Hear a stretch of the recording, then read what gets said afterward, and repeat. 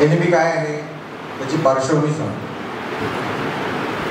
तुम्ही आणि मी ज्या शिक्षणातून तयार झालो ते शिक्षण कुणी सुरू केलं? मॅकॉलेने. किती साली? 1834 साली. 1836 साली त्याने जो पत्रव्यवहार केला आहे तो उपलब्ध आहे.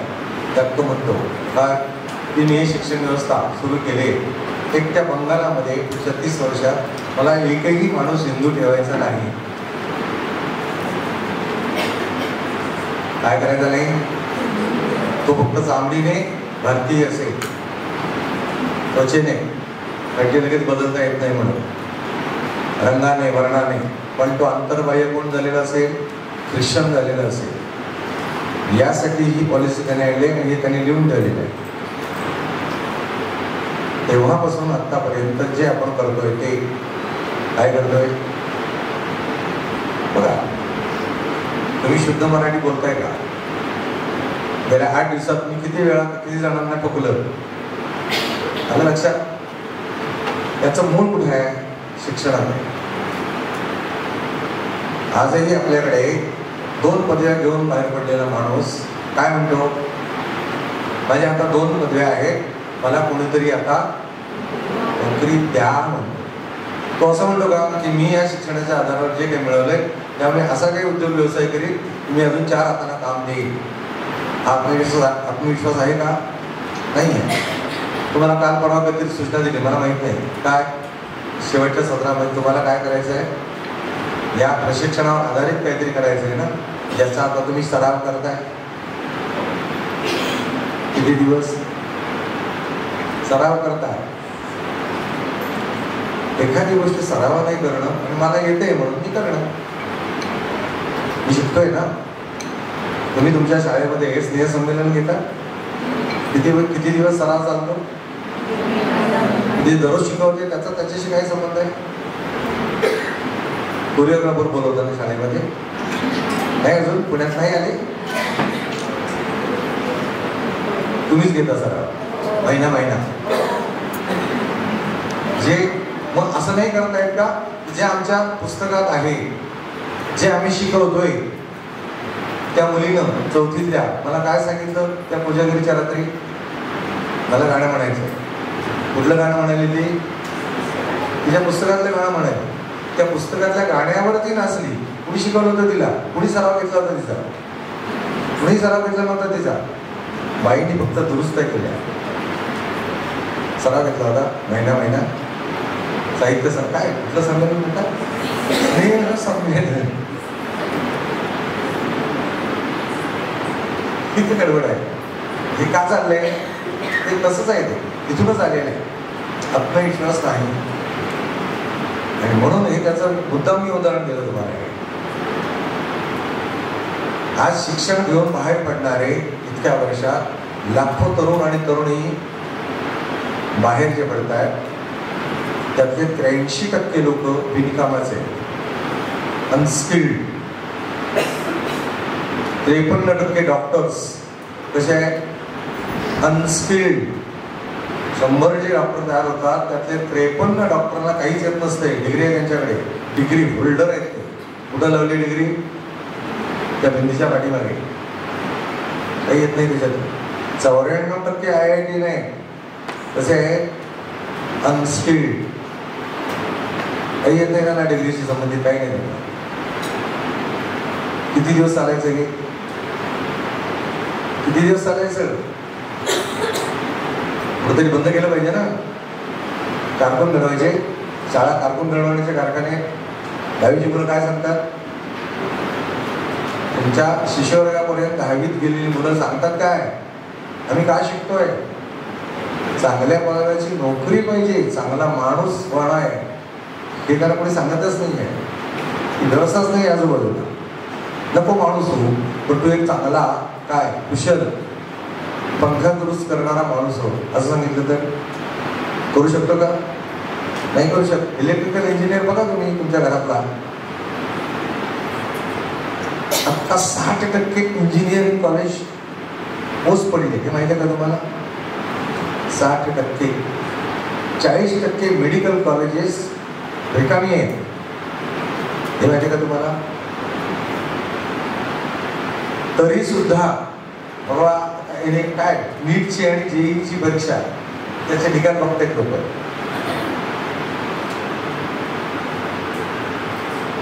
जेव्हा 2015 साली NEPचा मसुदा केंद्र सरकारने जाहीर केला शिक्षण विभागाने, तेव्हा त्यांनी सांगितलं होतं की हा मसुदा बघा आणि याच्यात तुम्हाला काय वाटतं ते सांगा. योग्य अयोग्य असेल योग्य कायदे सुचवा, आम्ही त्याचा स्वीकार करतो. 2015 ते 2019 या काळामध्ये त्या संदर्भात ज्या सूचना आल्या, मोदी पंतप्रधान झाल्यानंतर वर्षभरात त्यांनी 2047चा भारत आम्हाला कसा हवा आहे, म्हणजे पुढच्या 50 वर्षातलं आमचं या देशाची जी रचना आहे, औद्योगिक असेल, शेतीची असेल, तंत्रज्ञानाची असेल, या सगळ्यात आम्हाला काय हवंय, कुठली माणसं हवी, यासाठी जे काही त्यांनी सर्वेक्षण केली त्या आधारावर तो मसुदा आला. 2019 साली 20 साली त्याच्यावर धोरण जाहीर झालं. शिक्षण धोरण स्वतंत्र भारतामध्ये पहिल्या वेळी 70 वर्षात. समित्या अनेक बसल्या, माहित असेल तुम्हाला, काही जणांना पाठ केलं असेल परीक्षा देताना. कोठारी आयोग, महाजन आयोग, अमुक आयोग, आयोगाने सूचना सगळ्या केल्या, पण कुणीही ते लागू केलं नाही. परवा डॉक्टर कलजुगजी काय म्हणाले, आम्हाला अपयश आलं. जेव्हा हे धोरण जाहीर झालं तेव्हा पहिली बातमी होती वर्तमानपत्रात, काय हे शिक्षण धोरण राबवण्यातला सगळ्यात मोठा अडथळा पुढे विसर्ग होता. पुढे शब्द कुठला असेल?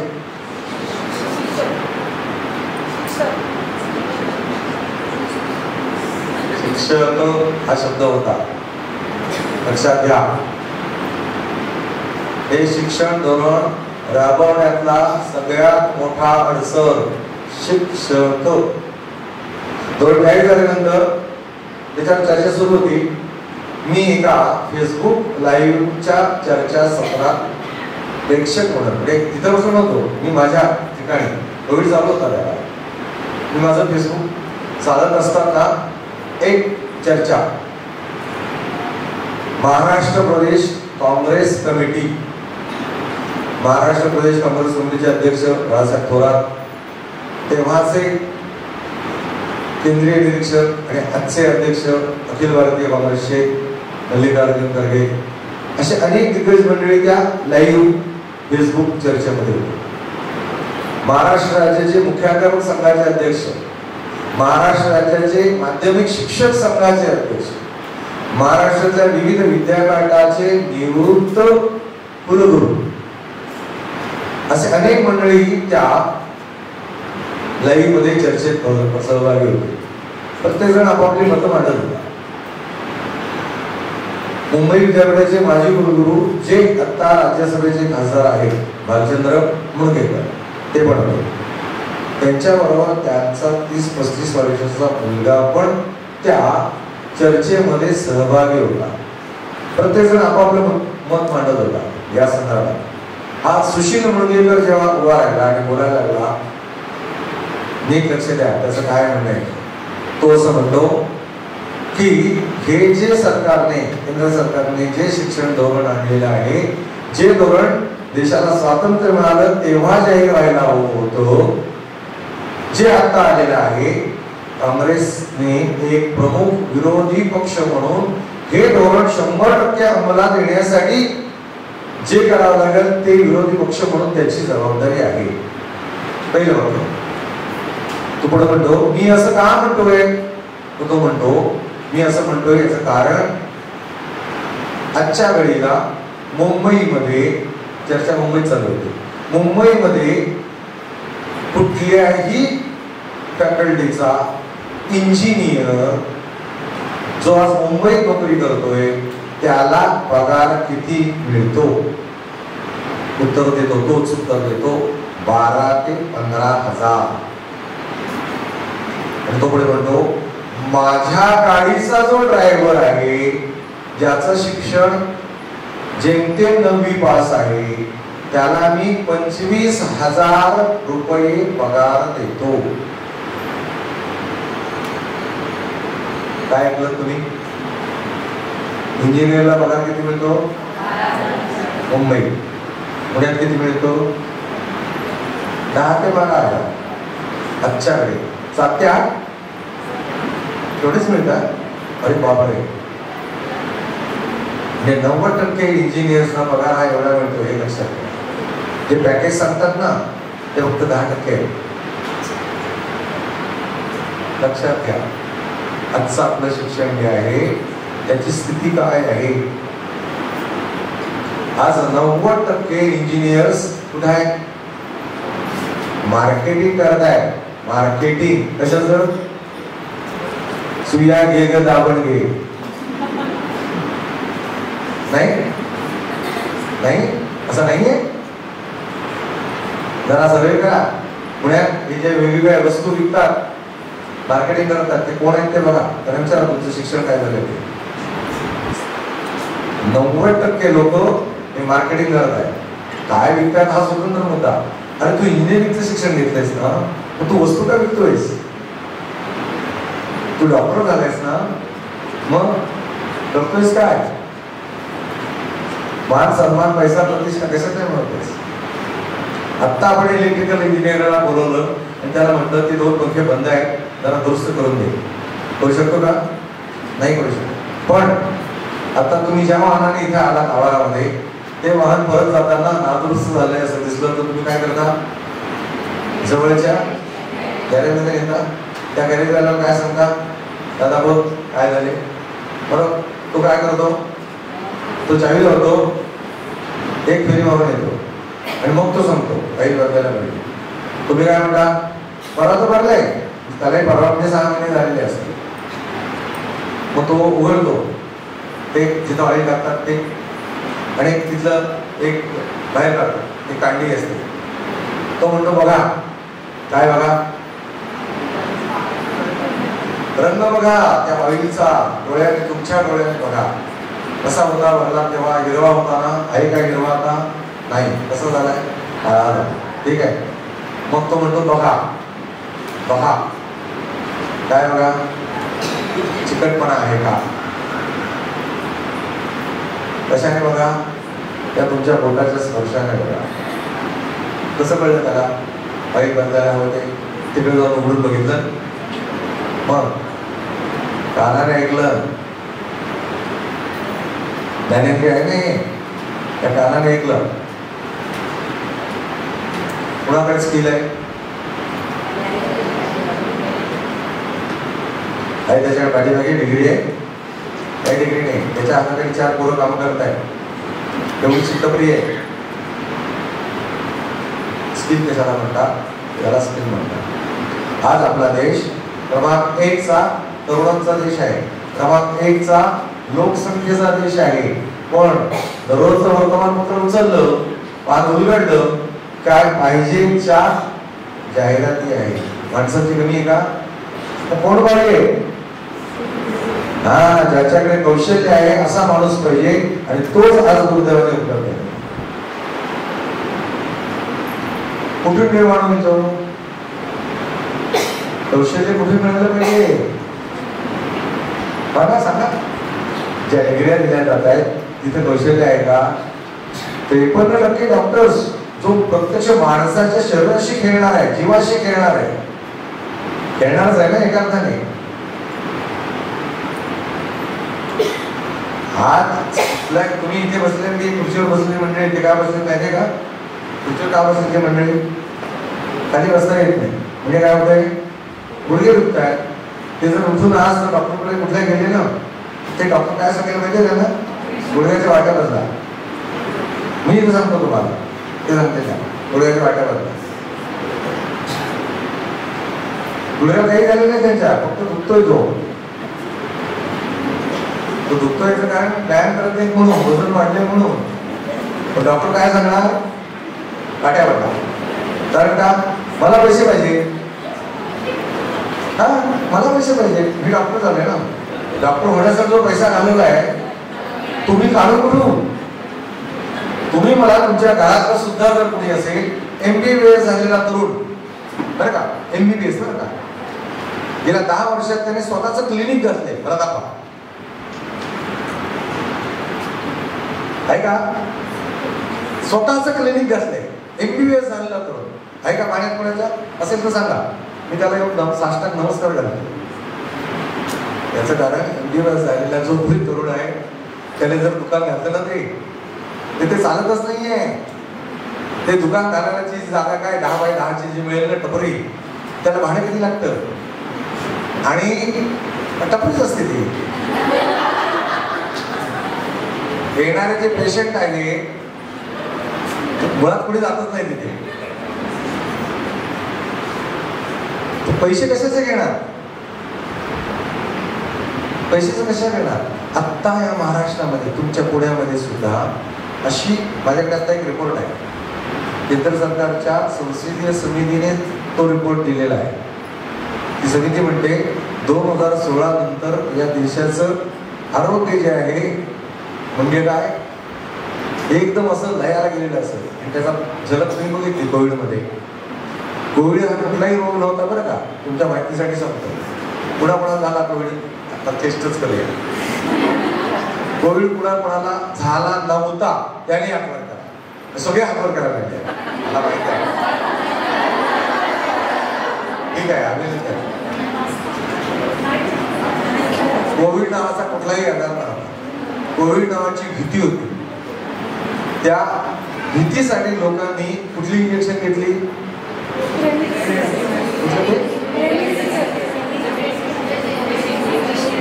रेमडेसिवीर. ती लस होती. रेमडेसिवीर हे जे इंजेक्शन घेतलं गेलं ते 2,500 पासून 2.5 लाखापर्यंत त्याची किंमत होती. आणि ते कुठल्याही काय कोविड सारख्या कुठल्याही आजारावर ते नव्हतं. 6 पासून 10 इंजेक्शन घेतली. अशी 6 पासून 10 इंजेक्शन घेतल्यानंतर तुमच्या शरीराचं काय होणार?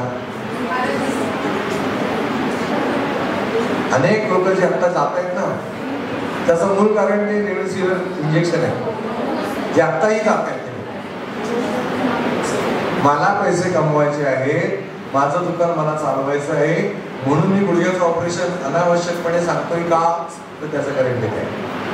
आत्ता या घडीला देशामध्ये 55% ऑपरेशन्स, शल्यक्रिया या फेक आहेत.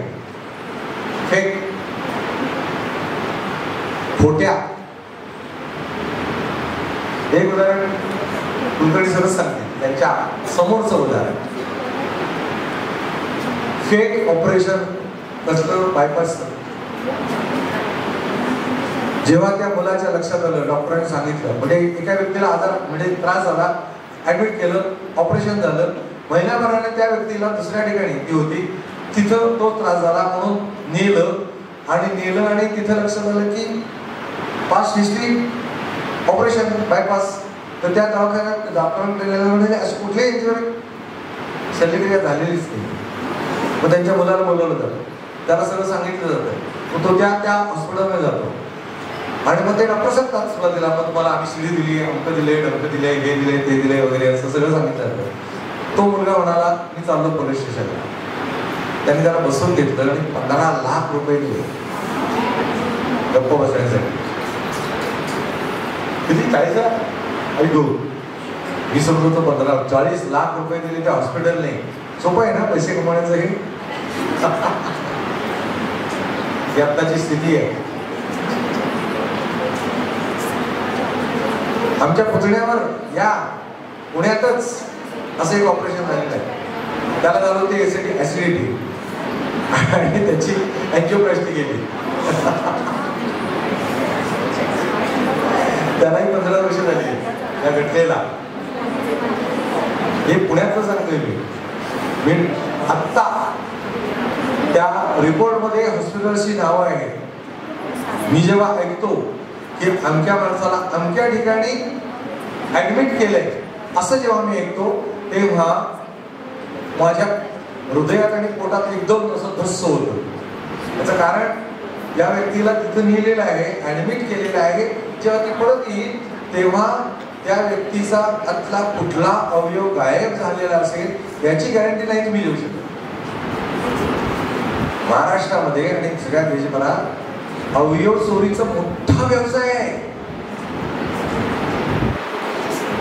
मोठा व्यवसाय आहे. हॉस्पिटलची नाव सांगू?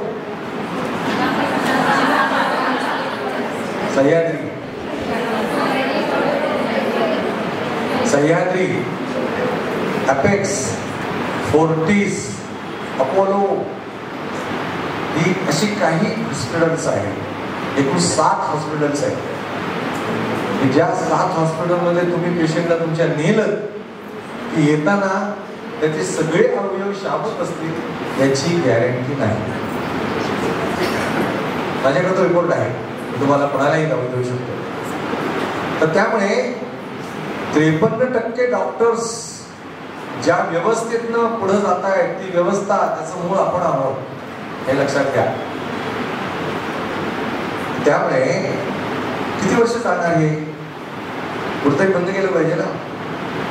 आणि म्हणून कौशल्य शिक्षणाचं जे आलंय कधीपासून आहे?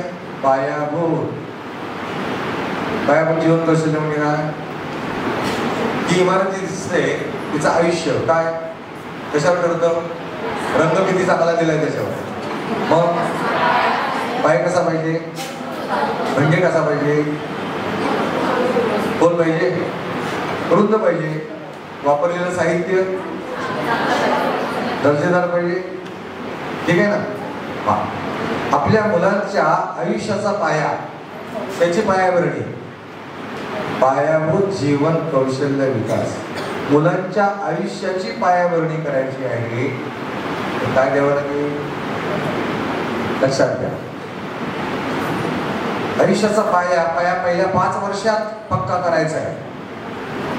गेल्या 8 दिवसात तुम्ही काय ऐकलं? 90% बुद्धीचा विकास, भाषा विकास, गणन विकास. बरोबर ना? 90% बुद्धीचा विकास म्हणत असताना आपण काय बघितलं? अन्नमय कोश, प्राणमय कोश, मनोमय कोश, विज्ञानमय कोश, आनंदमय. भाषा ज्ञान नको का? आता आहे का?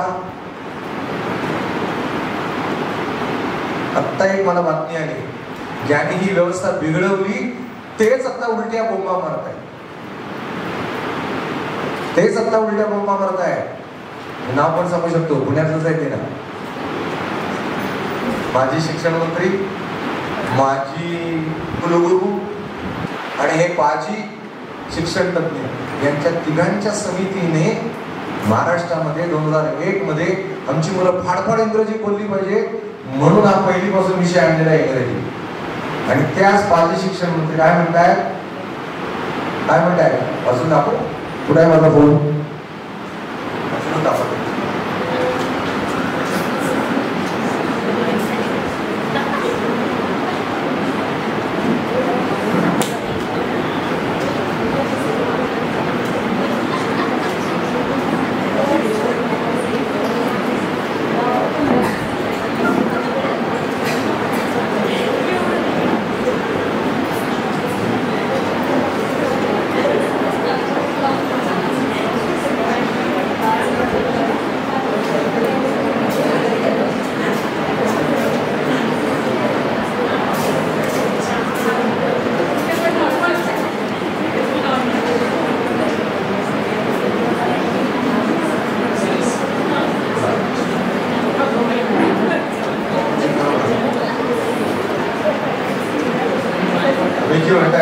बरेच प्रश्न आहेत.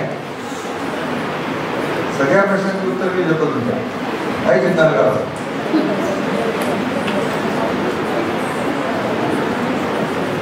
जेव्हा हे आवड समज तेव्हा सापडत नाही. आपण मला समाजात जाऊ द्या सुद्धा. आणि म्हणून आपल्याला राष्ट्रीय शिक्षण धोरण त्याच्यातला आपला जो भाग आहे तो जरी किमान आपल्याला माहिती होतो. 3-4 भागच आहेत. 256 पानं वाचू नका, गुगलवर जाऊन ते बघा.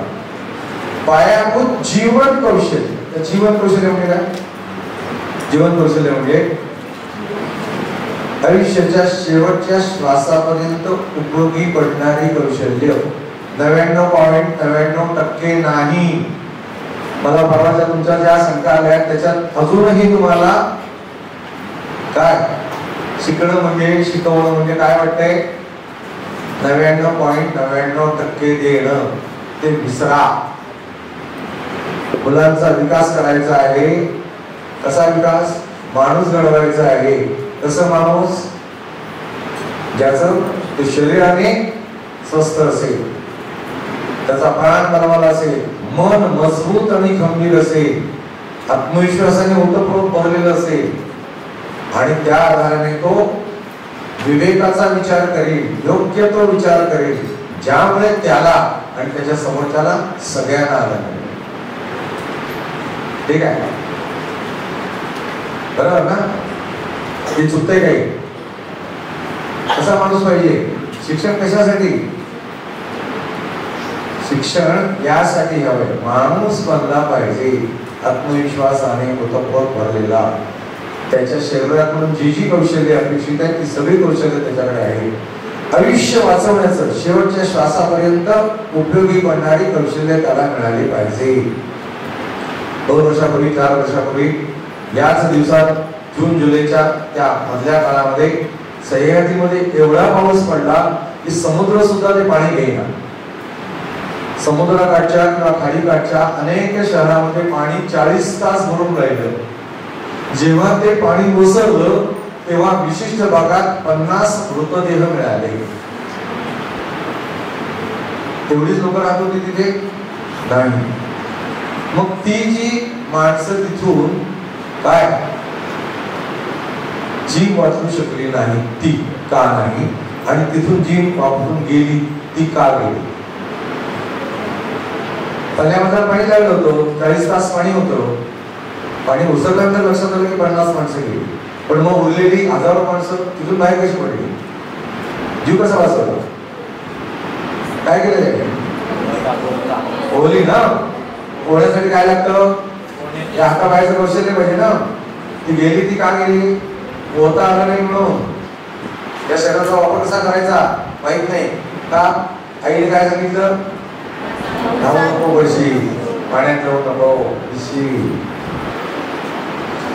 त्या चिपळूण पासून 25 किलोमीटर सह्याद्रीमध्ये आमचं घर आहे. आमच्या घरापासून 6व्या किलोमीटरवर संध्याकाळी 4 वाजता डोंगर खाली आला.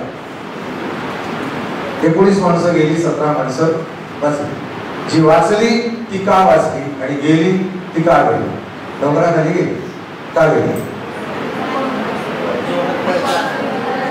दिवसाच्या वेळा डोंगर खाली आला म्हणजे काय? काहीतरी आवाज आला असेल ना कोसळण्याचा. कशाने ऐकला? आणि मग पुढे काय झालं? नुसतं ऐकून पळाले, आवाज कुठून आला ते पाहिलं नाही. पाहिलं ना, कशाने पाहिलं? डोळ्याने पाहिलं. आणि मग पुढे काय झालं? या पायाने काढले म्हणून वाचले. जे वाचले नाही त्यांचा जीव गेला. त्याचं काय झालं? ऐकलं नाही मे बी, त्यामुळे पाहिलं पण नाही आणि आगावला झाला. पूर्ण त्या मातीचा येण्याचा वेग आणि आमच्या पायाचा वेग जुळला नाही. म्हणून जीव वाचायला काय लागतं? 99.99%. मग तुम्ही कशाने मागे लागले जाता? तुमचे सगळे प्रश्न जे आहेत ते सगळे तिथे आहे, तिथे येत आहे. लक्षात ना? सर सलामत तो पगडी बचात ना. त्यामुळे अन्नमय पुरुष कसा आहे तुमचा? तो पहिला नीट बनवा, मग विज्ञानमय पुरुष आहे ना, चौथा आहे ना. तुम्ही पहिल्याच तिथेच का आलं चाललं तुमचं? सगळे धावपळ तिथं का चालले? सगळे प्राण तिथं पोचणं का चाललंय? ठीक आहे ना? तर त्यामुळे जीवन कौशल्य कशाला म्हणतात? शेवटच्या श्वासापर्यंत जे वापरायला लागेल हे सगळ्या शरीराचा उपयोग, त्याला जीवन कौशल्य म्हणायचं. ठीक आहे? हा, आता येऊया पाठ्यक्रमात. या NEP मध्ये जी रचना सांगितली आहे ती रचना काय आहे? 10+2+3 मध्ये आपण शिकलो. आता काय आहे येणार आहे 5 अधिक 3 अधिक 3 अधिक 4. 5 म्हणजे काय? एक आहे हातवरती वर करायला सांगा. हा सांगा. शिशुवर्ग 1 वय वर्ष 3 पूर्ण. वय वर्ष 3 पूर्ण झालेल्या प्रत्येक मुलाला यापुढे शाळेत जावं लागेल. 2.5 वर्षाच्या नाही. कोण प्रवेश देतात 2.5 वर्षाच्या मुलांना? अभ्यास करा देतात. मला माहिती आहे प्ले ग्रुप काय काय मुंडच नाव देतात. कुठे भेडा पाप के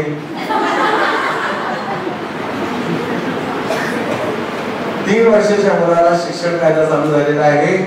आता कुठल्या वर्षाच्या मुलाला शिक्षण कायदा चालू आहे? आता कुठला चालू आहे? 6 ते 15 पहिली ते 10वी. 15 जूनपासून कुठला सुरू होणार आहे? 3 ते 18. सगळ्यांच्या शाळा नोंदणी झाल्या का शिक्षण विभागात? पहिली त्याची चिंता करा. तुम्ही ज्या बालवाडीत आता आहात ज्या शाळेच्या बालवाडीत आहात ती बालवाडी सरकारी विभाग शिक्षण विभागात नोंद झाली का? माहिती का तुम्हाला? असं काही तुम्हाला काही आलं नाही? आम्हालाच काय काही झाली बरोबर आहे ते कळलं. पण असं काही सरकारने सांगितलंय बालवाड्या नोंद करायला हे सगळ्यांना माहिती आहे तुम्हाला? नाही माहिती. आपली बालवाडी जिथे आपण काम करतोय ती सरकारी शिक्षण विभागात नोंद झाली का असं जर तुम्हाला आता विचारलं तर सगळ्यांना माहित नाहीये. काही जणांना माहिती आहे. नातेवाई तुम्हाला माहिती आहे. बाकी सगळ्यांना माहिती नाहीये. शिक्षण विभागात आता तुमच्या बालवाड्या नोंद झालेल्या आहेत. ते संस्थेने केलेले आहे. तुम्ही म्हटलं आपला काय संबंध? ठीक आहे. तर त्यामुळे तिथपासून सुरुवात झाली आहे. तुम्ही आता अधिकृत शिक्षण विभागाचे सदस्य झालेले आहात. एक भाग झालेला आहात. आतापर्यंत जे काय चाललं होतं सगळं बेकायदेशीर होतं. म्हणजे बालवाडी मिनी केजी काय अपर केजी काय लोअर केजी काय. ठीक आहे. पहिला मुद्दा. दुसरा मुद्दा आतापर्यंत तुम्ही तुमच्या शाळांमधून जे शिकवत होता त्याला काही आधार नव्हता. त्यांना वाटलं आम्ही हे शिकू त्यांना वाटलं आम्ही ते शिकू. ठीक आहे. त्याला काही शास्त्रीय आधार नव्हता. पोरांवर एकापेक्षा एक वरचढ अत्याचार चालू होते. ठीक आहे. कुणी मुलांच्या लेखी परीक्षा घेतल्यात ना बालवाडीच्या. माझ्याकडे प्रश्नपत्रिका आहे. बालवाडी पहिलीत जाताना तुम्ही परीक्षा घेतल्या त्याच्या प्रश्नपत्रिका आहेत माझ्याकडे. तुमच्या नाही हो त्यांच्या त्याचं काय. डीएसच्या एकाही शाळेमध्ये शिशुवर्गाची परीक्षा होत नाही. हेच तर मी सांगतोय तुम्हाला पण मान्यच करत नाही. मी त्यासाठी तुम्हाला म्हटलं तोतोजान त्यासाठीच वाचा. तोतोजान पुस्तक का वाचायचं? इकडे समोर देवश्री. तोतोजान पुस्तक का वाचायचं? तर त्यासाठी वाचायचं. बालवाडी जर शिक्षणाचा भागच नाहीये मग परीक्षा लावलेल्या तुम्ही त्या पोरांच्या कपाळावर नापासाचे शिक्के का मारताय तुम्ही असा माझा पुढचा प्रश्न. त्यामुळे कृपा करून लक्षात ठेवा ते आता सगळं बंद आहे. कुठल्याही शिशुवर्गात यापुढे कुठलीही परीक्षा होणार नाही. परीक्षा खरं म्हणजे ती परीक्षा मुलांची नसते ती तुमची असते परीक्षा. पोरग नापास झाल्या म्हणजे बाई नापास झाल्या लक्षात घ्या. म्हणून येऊ घातलेला अभ्यासक्रम जो आहे तो सगळा अभ्यासक्रम गेले 8 दिवस या क्षणापर्यंत आपण जे केलं त्या 3 मुद्द्यावर आहे. मोटर डेव्हलपमेंट स्किल्स, पंचमहाभूतांच्या आधाराने 12 व्यवस्था. त्याने त्याच्यात म्हटले 12 कोपरे. कोपरे वर्गाचे. त्या कोपऱ्यात जाऊन काय करतील? विज्ञान प्रयोगशाळा. त्या कोपऱ्यात घर. त्या कोपऱ्यात प्रदर्शनी. त्या कोपऱ्यात करंट. हा अभ्यासक्रमाचा भाग आहे, पाठ्यक्रमाचा भाग आहे. आतापर्यंत काय केलं ते हे नाही केलं. सगळ्या देशभरात नीट आहे का, हा जो अभ्यासक्रम येतोय शिशुवर्ग 1 ते दुसरी पर्यंतचा, हा सगळ्या देशभरात समान आणि सारखा अभ्यासक्रम हा आलेला आहे. आता माझ्याकडे पहिलीची पुस्तकं आहेत माझ्या हातात, मग अशा कुणाला इथं बोलायची होती. मी जे वापरत होती ती गेल्या वर्षापर्यंतची होती पहिलीची पुस्तक. शिशुवर्गाला पुस्तकं शिशुवर्ग 1 आणि 2 ला मुलांसाठी पुस्तक नाही. शिशुवर्ग 1 आणि 2 च्या ताईंसाठी पुस्तक आहे. 90% बुद्धीचा विकास, अनौपचारिक भाषा विकास आणि गणन विकास अनौपचारिक. शिशुवर्ग 1 2. शिशुवर्ग 3 साठी काही काम आहे, अभ्यास नाही. तो काम म्हणजे चित्रपट, वा ते काम आहे की आनंद आहे. तर त्यामुळे काही हस्तकला, काही चित्र रंगवणं, असं एक पुस्तक शिशुवर्ग 3 म्हणजे 5 ते 6 हा जो गट आहे त्याच्यासाठी आहे. मी मगाशी उल्लेख केला होता का? हा केला होता. काल मला पालकांनी सांगितलं की आता आमच्या शाळेने आम्हाला अभ्यासक्रम पाठवलेला आहे शिशुवर्गाचा. त्याच्यामध्ये एवढे अंक लिहिलेले आहेत, एवढी अक्षर दिलेली आहे, हा एवढा अभ्यास आम्ही वर्षभरात घेणार असं आता काही शाळांनी सांगितलेलं आहे. तर ते कळवा त्यांना. काय कळवा? काय कळवा? हा बंद, ते चालणार नाही, ते चालणार नाही. जे शिशुवर्गाचे काय कोण आहे प्रमुख, ज्यांनी पाठवलंय त्याने आपापल्या त्या पालकांना सांगा की हा अभ्यासक्रम रद्द झालेला आहे, हा आम्ही शिकवणार नाही. आम्ही जो प्रशिक्षण घेऊन आलेलो आहे तो अभ्यासक्रम जो सरकारी येणार आहे मातृभाषेतनं, तो अभ्यासक्रम आम्ही घेणार आहोत. ठीक आहे. आता काही जणांनी विचारले त्याच्यामध्ये, हे जर करायला लागलो, हे म्हणजे काय, गेले काय 8 दिवस करतोय, 7 दिवस ते करायला लागलो, तो पोर्शन कधी पूर्ण करणार, सगळ्यात मोठी चिंता. कोणाकोणाला पोर्शन पूर्ण करायचंय हे केल्यानंतर जरा हात वर करायला लागेल. आम्ही जी कोणाकोणाला पोर्शन पूर्ण करायचंय जरा हात वर करा.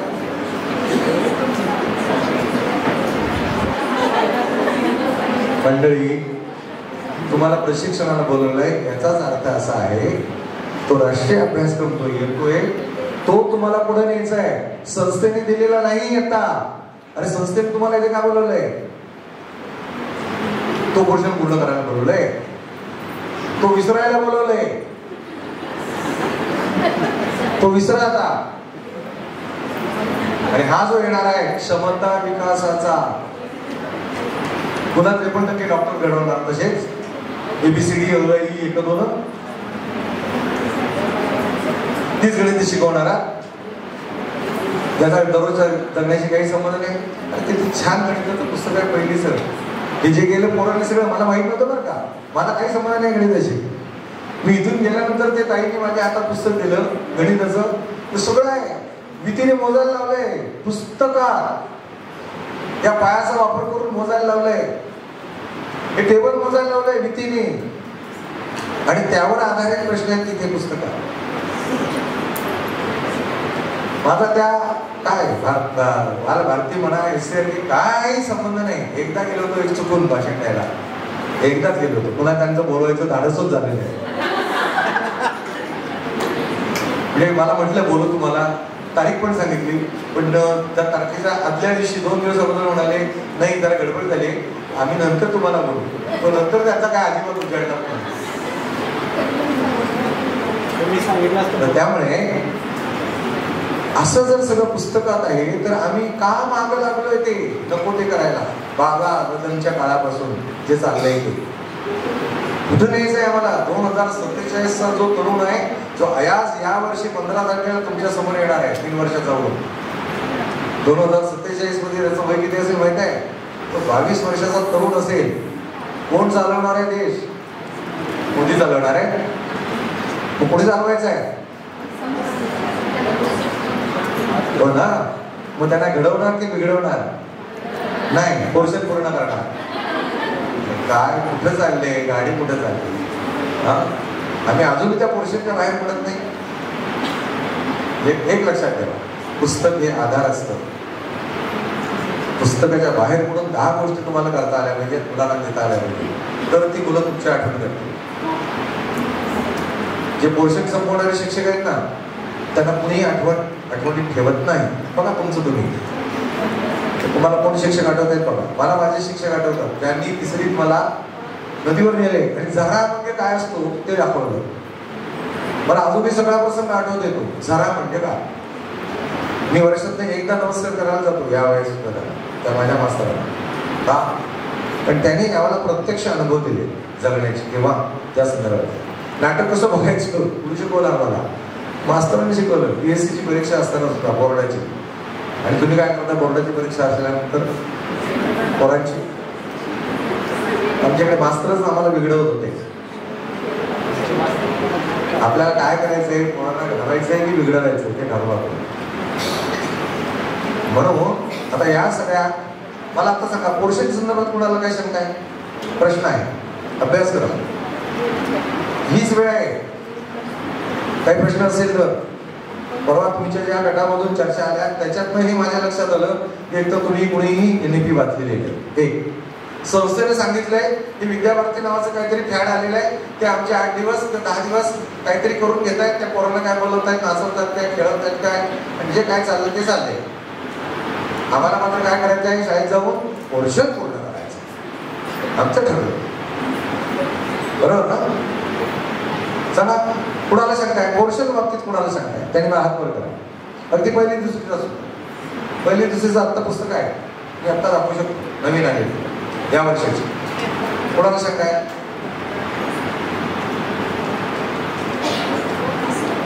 मी मोठ्याने बोलतोय म्हणून तुम्ही विचारत नाही. असं असेल तर ते नका करू. हे माझ्यासाठी, माझ्या ह्याने याचा विलवण शून्य आहे. तुमचं दररोजचं जगणं त्याच्याशी संबंधित या अर्थाने.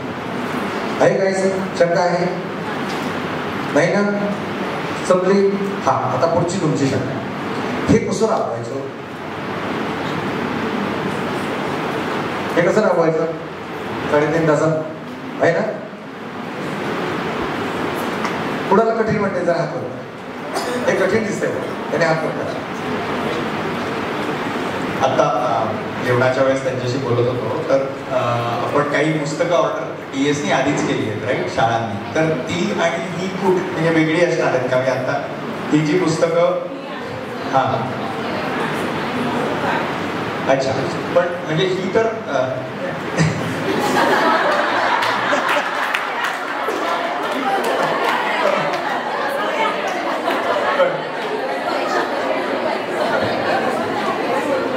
जसं भाईंनी सांगितलंय राईट, आपण एक मोकळेपणाने त्यांना प्रश्न विचारायचे.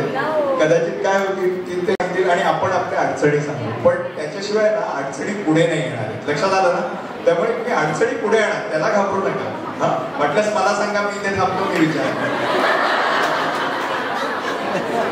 गेल्या 2-3 वर्षापासून जी सगळी पुस्तकं आहेत, जसं तुम्ही कालपासून माझ्या हातात बघत असाल पुस्तक, गणिताचं अखंड पुस्तक माझ्या हातात, मराठीचं अखंड पुस्तक माझ्या हातात, बरोबर ना? इंग्रजीचं अखंड. पण प्रत्यक्षात आता तुमच्या वर्गातल्या मुलांच्या हातात पहिली दुसरीच्या 4 भाग. कुणी करायला सांगितले? तुम्ही सांगितले ते? हा, ऐका ऐका ऐका. की 4 भाग, एकाच पुस्तकाचे 4 भाग बनवणं हे त्याच्यामागे मोठं व्यावसायिक गणित होतं. ते तुम्हाला नाही कळणार, सोडून द्या. या वर्षापासून सगळी जी पुस्तकं आहेत वरपासून खालपर्यंत ती अशी एकसंध पुस्तकं आहेत. पहिलीचं पुस्तक तसंच आहे जे आता आलेलं आहे सकाळी, जे त्या पुस्तकामध्ये कुठेही कोरी पानं ठेवलेली नाही. तो धंदा बंद झालेला आहे यावर्षी. आलं लक्षात? मग ते इयत्ता पहिली असेल किंवा इयत्ता 6वी असेल किंवा 8वी असेल, तशीच आहेत ना पुस्तकं सगळी. हा, तर तशी पुस्तकं यावर्षी येणार नाही.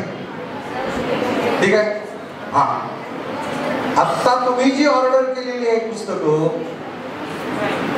तर त्या ऑर्डरची जी पुस्तकं येतील, विशेषतः पहिलीची, ती जी आता सरकारने छापली तीच येणार आहे. तुम्ही कुठलीही मागा. वया तुम्ही तर काय त्या नोटबुकचं काय करायचं हा आणखी सुद्धा मला सांगा, तुमच्याकडे GR आहे की नाही?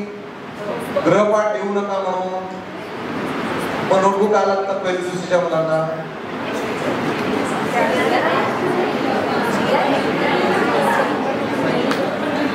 अहो, NEP 29 जुलै 2020 ला धोरण जाहीर झालेलं आहे. मी पुन्हा तुम्हाला 2007 वर आणतो. 2007 जे असं बोललो आपण, 2007 ला जी पुस्तकं आले त्याचं वर्णन काय आहे? बालक केंद्रित, क्रिया आधारित, क्षमता निश्चित, ज्ञान आधारित. मूल्यांकन काय सांगितलं होतं? मूल्यांकन काय सांगितलं होतं? सातत्यपूर्ण आणि समग्र सांगितलं होतं. पॅटर्न काय दिला होता? आकारित आणि संकलित. काय केलं? 2007 पासून आपण त्याला संस्था जबाबदार आहे. सांगा मला. मी आता जे तुम्हाला करून दाखवलं ना, पहिली दुसरीचं क्रियाकलाप करून दाखवले, हे कुठल्या पुस्तकातले आहे? तुमच्या पुस्तकातले आहेत ना? त्याच पुस्तकातले आहेत ना? आतापर्यंत किती शाळांनी घेतले ते? माझ्या वर्गात मी पाऊस पडतो सर सर सर ही कविता अशी ऍक्टिव्हिटीवर आधारित घेतली. आदर करा, नीट आदर करा, होऊ दे सगळ्यांना. एक शाळा आहे.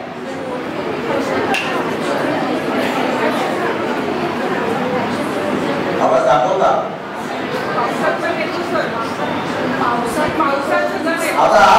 आता मला सांगा, मूल्यमापन आपण कसं केलं? त्याचं संकलित मूल्यमापन काय केलं का?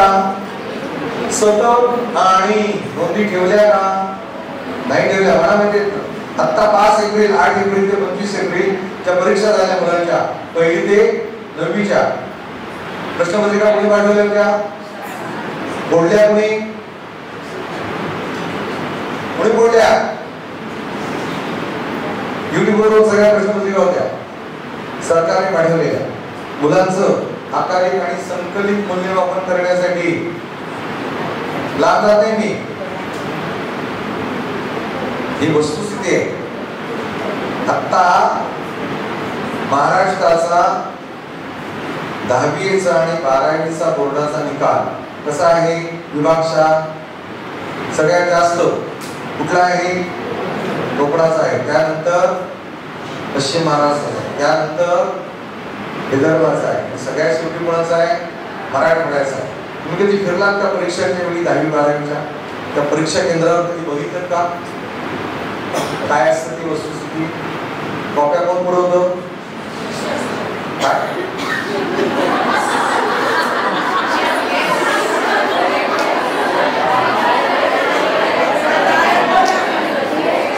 10वीच्या मुलांना कॉप्या पुरवायला लागतात. त्याची सुरुवात कुठे आहे? आता लक्षात कुठे आहे सुरुवात? आता तुमच्या माहितीकडे जाऊ. एका माझ्या त्या वाक्याचा अर्थ तुम्ही सांगा. आता काय 8वी पर्यंत मुलांना नापास करायचं नाही. कुठला GR आहे हा? सांगा. असा GR शिक्षण विभागाने कधी काढलाय तो मला दाखवा. पण हा शब्द मी आत्ताच इथं ऐकला असं इथे बसल्यापैकी कोण कोण आहे जरा सांगा.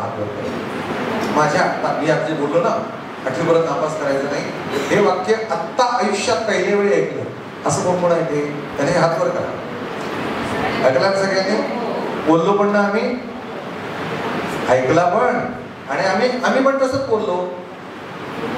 आता तुमच्या माहितीसाठी 2013 सालीचा GR आहे. 2009चा शिक्षण कायदा काय सांगतोय? ज्या वयातलं मूल जिथं सापडेल तिथं त्याला त्या वर्गात दाखल करा. समोरच्या पोरांना सोडून हे सगळे प्राथमिकचे शिक्षक समोर बसले पोरं शाळेत, त्यांना सोडून जे आलेले नाहीत त्यांना शोधायला गेले आणि शोधून आणले. त्यांना जे बसले त्यांना पण शिकवत नाही आणि जे नाही आहेत त्यांना आणायला गेले, आणले धरून 4-5. मग हे पोरग 8 वर्षाचं होतं, त्याला 8वीत 3रीत बसवलं. आता 3रीत बसवलंय, मग पहिल्या 2रीच्या क्षमता ऐकत त्याच्या क्षमता त्या पुस्तकात दिल्यात ना त्या कुठे दिले आहेत? अध्ययन अनुभव अध्ययन निष्पत्ती कुठे दिली आहे? कितव्या पानावर आहे पुस्तकाच्या? 3ऱ्या पानावर आहे. प्रस्तावना पुढचं पान कसलं आहे? शिक्षकांसाठी. 3रं पान अध्ययन अनुभव अध्ययन निष्पत्ती. ठीक आहे, सांगितलंय 8 वर्षाचं मूल 3रीत बसवलं, मागच्या त्याच्या ज्या क्षमता आहेत त्यांचा विकास राहिला आहे, तो झाला पाहिजे. मग काय सांगितलं ते GR मध्ये? शाळेच्या अगोदर 1 तास, शाळेच्या नंतर 1 तास त्या मुलांसाठी प्रयत्न करा, असं GR आहे. त्याने नाही जमलं, नाही क्षमता विकास झाला तर सुट्टीचा वापर करा. कुठल्या? शनिवारचा आणि रविवारचा सुद्धा. त्याही सुट्टीमध्ये त्यांचा विकास नाही झाला तर मग कुठल्या सुट्टीचा वापर करा? एप्रिल-मे महिन्याच्या दिवाळीच्या सुट्टीचा वापर करा. आम्हाला सोयीचं काय होतं? माझी सुट्टी स्पॉईल होईल, मग मी काय करणार? मी काय केलं ते सांगतो. मी 3रीच्या त्या मुलाचा डाव्या हाताने पेपर लिहिलेला आहे. मी बोला की आता मी शाळा दाखवीन तुम्हाला महाराष्ट्रात.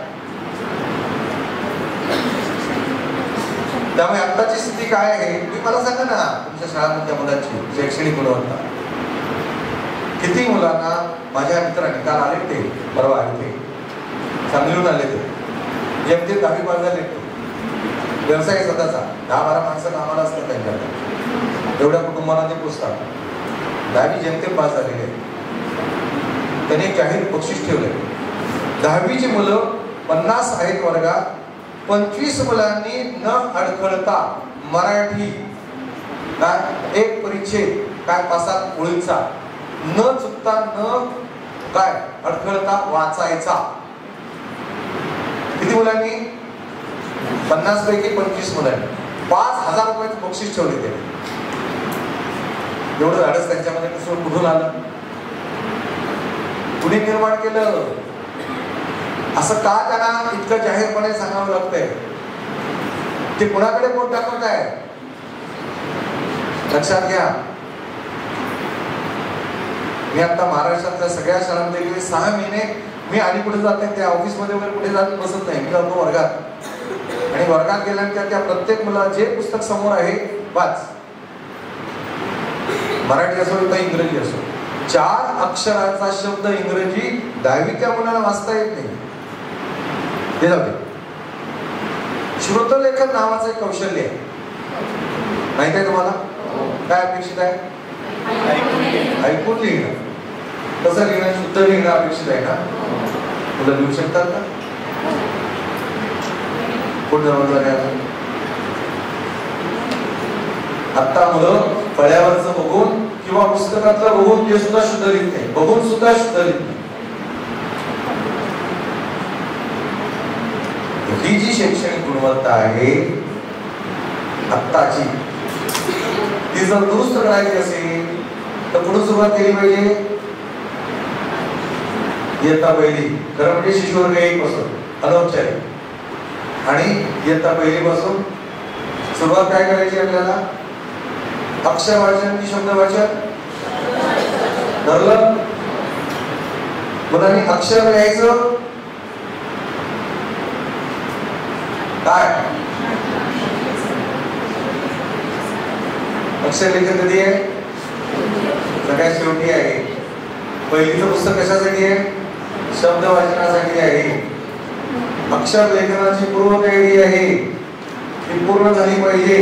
खरं म्हणजे शिशु वर्गामध्ये जिथे शिशु वर्ग आहेत त्या सगळ्या भिंती खालच्या काळ्या रंगाने तयार केल्या पाहिजे. सगळ्या शिशु वर्गातल्या मुलांनी खडू घेऊन इथपासून तिथपर्यंत रेषा मारली पाहिजे, तर त्यांच्या या स्नायूंचा विकास होईल.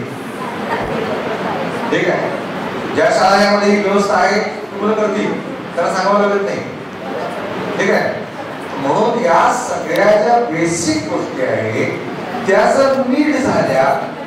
आता 4थी 5वीच्या मुलाचा गृहपाठ आई वडील का करताय? ज्या मुलांनी 3 वर्षाचे असताना एबीसीडी लिहिली आहे त्या मुलांच्या पालकांना त्याच्याशिवाय दुसरा पर्याय नाही. 3 वर्षाच्या मुलाचं शारीरिक विकास झालाय का? नाही झाला. मग जर पहिलीच्या पुस्तकात लेखन पूर्वतयारी किती पानावर आहे? 12व्या 13व्या पानावर आहे. पहिल्या पानावर आहे का? नाही. वय वर्ष 6 पूर्ण झालेलं आहे. लेखन पूर्वतयारी 12-13वं पान आणि प्रत्यक्ष लिखाण त्याच्या पुढे कधीतरी तोही शेवटच्या पानावर. हा सगळा क्रम काय दाखवतो? त्याच्यात काही शास्त्र आहे की नाही? तर त्याचा आम्ही विचार केला ना शिक्षक म्हणून. हे पालकांना कधी आम्ही समजावून सांगितलं का? हा मुद्दा आहे. आता हे खरं आहे की हे सगळं सांगण्याची व्यवस्था कुठल्या शाळेत नाहीये. काल जेव्हा संध्याकाळी हे सगळे मुद्दे मी पालकांशी बोललेलो आहे, जे पालक प्रतिनिधी आले होते त्यांच्याशी. तुम्हाला अजून काय हवे? जर तुमचे पालक तुमच्या बरोबर यायला तयार आहे तर तुम्ही पोर्शन पूर्ण करण्याच्या मागे का लागणार आहात का? पोर्शन कुठला आहे? पोर्शन कुठला आहे तो तुम्हालाही माहिती नाही आणि त्याची चिंता करत बसलाय. त्यामुळे जेव्हा केव्हा पुस्तकं येतील. आता एक केलेला प्रयोग सांगतो. हे 2013ची घटना. एका मुलीला आई वडिलांनी ठरवलं ज्या शाळेत भरपूर अभ्यास देतात त्या शाळेत मुलीला घालायचं नाही. त्यामुळे निर्णय काय झाला? जिल्हा परिषद शाळेत शिक्षण. 2013ची घटना. पुस्तकं बदलली, पुस्तकं आलीच नाही ऑगस्ट महिन्यामध्ये. आता 15 जूनला गेलेल्या पोरांनी काय करायचं? खेळायचं. पोरं बेदम खेळायचं. पुस्तकं ऑगस्ट महिन्यात आली की दोघं आई बाबा शाळेत गेले त्या मुलीशी आणि त्या मास्तरांनी सांगितलं जिल्हा परिषदेच्या, काय तुम्ही माझ्या मुलीला लिहायला शिकवायचं नाही. पहिले शिक्षण. दुसरं काय? जमलं तर त्यांना जमत नसतं ना शिकवायला. जिल्हा परिषद शाळेच्या शिक्षकांना वेळच नसतो ना मुलांना शिकवायला. तर ते म्हणतात जमलं तर जसं पुस्तक आहे तसं शिकवा. परिणाम काय झाला? त्या मास्तरने पुस्तक बघितलं आणि त्याच्या लक्षात आलं पुस्तकात लेखनच नाहीये. आणि मग पुस्तक कसं आहे? शब्द वाचनासाठी आहे. मग त्या शाळेमध्ये शब्द वाचनाला पूरक म्हणून चावडी वाचन एवढी पुस्तकं आली गठीच्या गठी. मास्तरने त्या पद्धतीने सगळ्या पोरांचं पुस्तक जसं आहे तसं घेतलं. तुम्हाला आश्चर्य वाटेल, मार्च महिन्यात ती मुलगी, ऑगस्ट महिन्यात पुस्तक घेतलेली मुलगी मार्च महिन्यामध्ये वर्तमानपत्र जे रात्री छापलं मराठी ते वर्तमानपत्र वाचलं. माझा आत्ताचा अनुभव काय केला 6 महिन्यातला. ज्या ज्या शाळेत गेलो त्या शाळेतली 3री-4थीतली मुलं पुस्तक घ्यायची आणि घडा घडा घडा घडा घडा काय वाचायची, म्हणायची. जेव्हा माझ्या लक्षात यायचं हा आता बोल ठेव आणि वाच आणि लक्षात यायचं की त्याला वाचताच येत. कविता पाठ आहे, धडा पाठ आहे, ओळ आणि परंतु सही सगळं काही पाठ आहे. जेव्हा पुस्तकावर बोट ठेवतो आपण त्या ओळीवर तेव्हा लक्षात येतं की त्या मुलाला वाचताच येतं. हे आता शाळांतून चालू आहे. म्हणून येऊ घातलेला पाठ्यक्रम काय आहे, काय व्हायला पाहिजे? प्रस्तावना, शिक्षकांसाठी सूचना, पाठ्यक्रमाचं अध्ययन अनुभव अध्ययन निष्कर्ष हे पाहिजे. आणि त्यापुढे जाण्याचा प्रयत्न करा, त्याच पद्धतीने जाण्याचा प्रयत्न करा. बाकी काय करू? पालक तुम्हाला सांगतील आणि म्हणून आम्ही तसं करतो हे या पुढच्या काळात सांगणार नाही. लक्षात ठेवा. ठीक आहे. आता या संदर्भाचा काही प्रश्न आहे? तो विषय क्लोज करूया. म्हणजे भाई जसं म्हटले तसं आपल्याकडे पुस्तकं आपण रेग्युलर महाराष्ट्र शासनाची वापरतो, प्लस काही ऍडिशनल गोष्टी घेतो. त्या घ्यायच्या का नाही एवढाच आपल्याला निर्णय घ्यायचा, बरोबर ना? हा बरोबर, ठीक आहे. म्हणजे तो ठीक आहे, तो प्रश्न झाला. त्या संदर्भात संस्था तो निर्णय करेल. नमस्कार. प्रश्न माझा नाही, आपल्या सगळ्यांचा.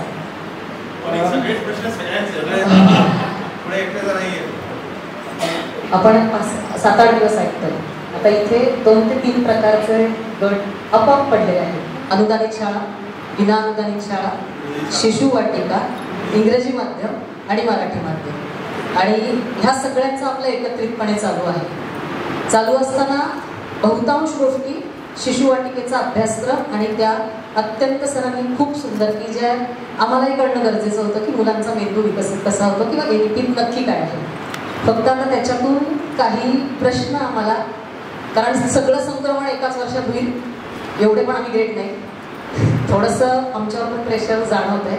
जास्त करून 1ली-2रीच्या शिक्षकांना थोडंसं, कारण आता पॅटचे पेपर म्हणजे जे काही आता विनामूल्य असतील, तर काल असेसमेंट हा विषय पालकांनी बराच बोलला किंवा कसा. तर काही अनुदानित शाळांना माहिती असेल की शासनाने मूल्यमापन म्हणजे परीक्षा होणार की नाही असाच प्रश्न पालकांनी काल खरं तर विचारला. तर परीक्षा होणार आहे, त्याचं स्वरूप काय असेल, पद्धत काय असेल, ते हळूहळू आपल्यापर्यंत येईल. पण मूल्यमापन पद्धती, पॅट परीक्षा पेपर हा गेले 4-5 वर्षांपासून आधीच म्हणजे आता सर म्हणले की पेपर डायरेक्ट शासनाकडून येतात. आता ते यूट्यूबवर येतात किंवा काय, तो नंतरचा भाग. प्रामाणिकपणे घेणाऱ्या पण शाळा आमच्या आहेत, त्यामुळे तसा काही विषय नाही. गेले काही वर्ष त्याच्यात बदल करून आपण जे म्हणतो की धड्यावरच्या आधारित प्रश्नोत्तर, गाडलेल्या जागावरा, जोड्या लावा, हे प्रश्न प्रकार सगळे संपुष्टात आलेले आहेत. त्यामुळे तसे प्रश्न नसतात.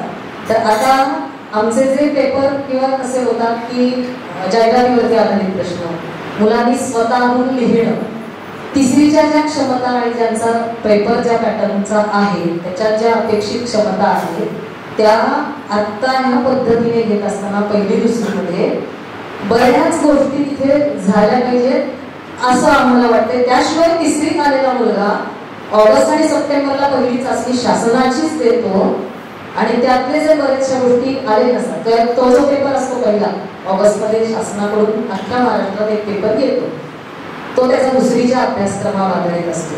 पण तो त्याला स्वतःहून लिहिणं हे खूप अवघड जातं. त्यांनी दिलेले असतात सूचना की शिक्षकांनी सूचित करा.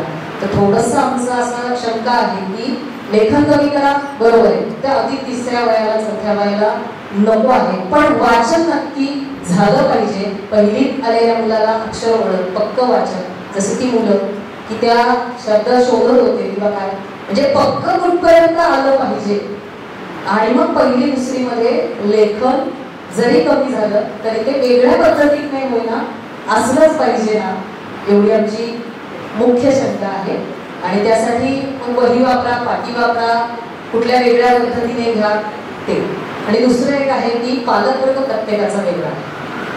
त्याच्यामध्ये आमच्याकडे येणारे पालक आम्ही मूल ताब्यात दिलंय, शिकवणं ही तुमची जबाबदारी आहे. तो भले 17 तास तुमच्या पालकांच्या घरी आहे, 18 तास त्यांच्यासोबत आहे. आपण दिलेले उपक्रम ते कितपत करतात, काही करतात, काही नाही करत, पण आम्हाला त्यांच्याकडनं करून घ्यावं लागतं. त्यामुळे थोडंसं तिथे एक अडचण आहे. आणि आधी म्हटलं तसं की खूप बदल एकदम आमच्याकडून होणार नाही. थोडंसं लेखन 1ली-2रीच्या दृष्टीने आणि बालवाडीला नक्की वाचनाचं कुठपर्यंत आलं पाहिजे हे पण कृपया. काल आपण सगळ्यांनी वाचनाच्या संदर्भात बघितलं. 4 वर्ष 4 महिने 4 दिवस झाल्यानंतर वसंत पंचमी म्हणजे फेब्रुवारी-मार्च महिना, जोपर्यंत मुलांची 5 वर्ष पूर्ण होत आहे. आणि मग 6 ते 5 म्हणजे शिशुवर्ग 3, बरोबर ना. त्या शिशुवर्ग 3 मध्ये मुलांचा वाचन विकास हा येऊ घातलेला आहे. ठीक आहे, शब्द वाचन